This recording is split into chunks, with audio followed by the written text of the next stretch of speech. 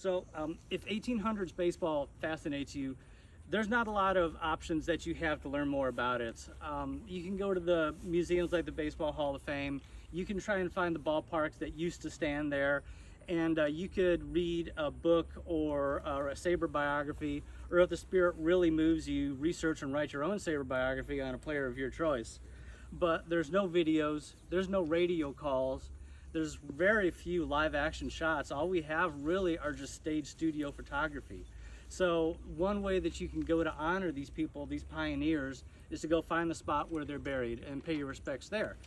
Even then, it's not always easy, just because in this time we're talking about the reserve era of baseball. None of these folks retired as multimillionaires. They all had to find jobs after they left.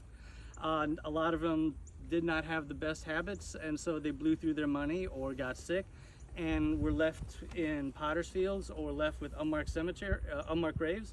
Or in the case of Bobby here, a grave that lasted for 122 years and has been weathered away to the point that you can't tell who's buried there anymore.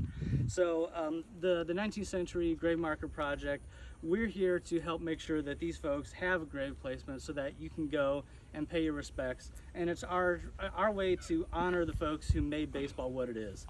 Baseball became the national pastime because of their work.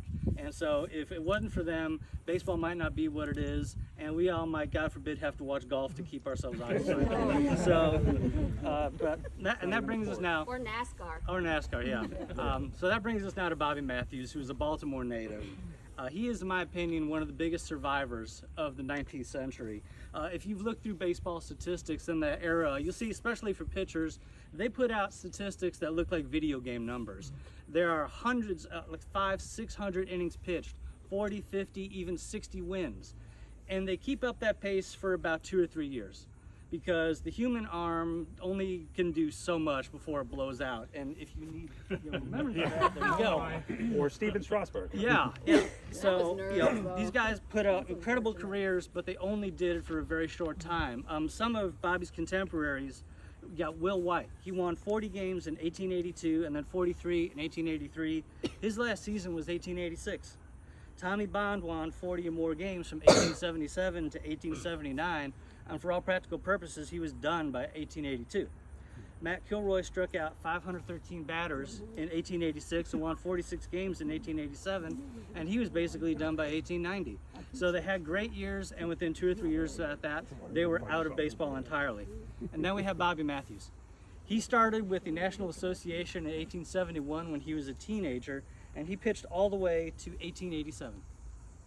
He, during the 5 years that he pitched in the National Association, he was his team's only pitcher, or at least his primary pitcher. He routinely threw more than 400 innings in a season and topped out at 625 and 2/3 innings in 1875. That's about 3 years worth of pitching in today's modern standards. And those are just the games we have statistics for. Bobby started playing ball when he was about 16 years old, and he became part of this first generation of professional ball players. And in fact, when the National Association started, Bobby Mathews was the starting pitcher in the very first game, and he was the winning pitcher in the very first game in National Association history. He threw a 2-0 shutout over Cleveland, and everybody who watched that game agreed that that was the finest baseball game ever played to that point. He was one of the first pitchers to ever master a curveball. He said he learned it from Candy Cummings. You can debate the history of that, but he was one of the first people to get it to work successfully. Later on, not too long after that, he became one of the first pitchers to ever master a spitball. That's got a little bit different history than a curveball, but two main pitches from the 1800s and early 1900s, and he was right there at the start of both of them. He was one of the smallest players in baseball history. He only stood about 5'5" or so, but he didn't have an overpowering fastball, but he used smarts and guile and a little bit of spit to get that ball past a lot of hitters.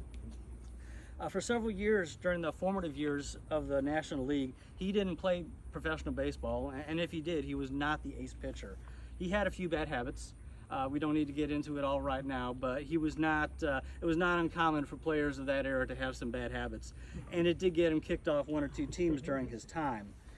Usually when that happens, if you look at a lot of other players' histories, if they get kicked out of baseball, within about 2 or 3 years, they pass away. But Bobby came back. He returned to pro ball with Boston of the National League in 1882, And then he found a home in Philadelphia with the American Association in 1883. And even though he was in his 30s, which is a pretty rare age for a pitcher at that time, he regained his form as the ace. He won 30 games for the A's each year from 1883 to 1885. And he kept on pitching until 1887. He was about a month shy of his 36th birthday.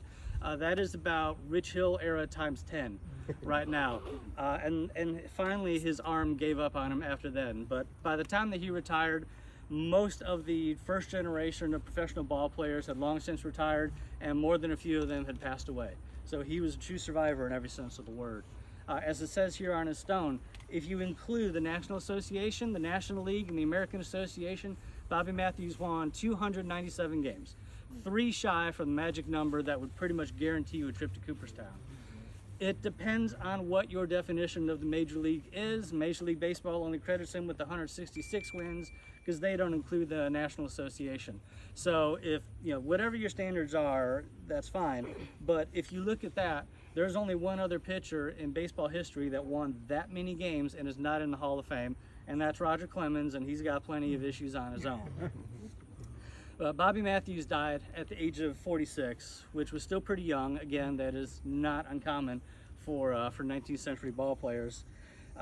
Before he died, though, he managed to kind of turn his life around, and he became one of the game's first pitching coaches. So, but ultimately, years of hard living will catch up to you, and it did with him. The stone marker here, which was placed after his death on April 17th, 1898, used to let people know his final resting place. But after about 120 years, as we've noticed, you can barely make out a letter or two on that stone. So Bobby was essentially kind of forgotten here for a long time. But that's starting to change. Earlier this year, if you were at the Sabre Convention, you know that Bobby Mathews was named the 19th Century Committee's Overlooked Legend for this year. And now we have a brand new grave marker here as well for him. So hopefully one of the game's great survivors, a pioneer of 2 different pitches, and a star pitcher in 3 different leagues is overlooked no longer.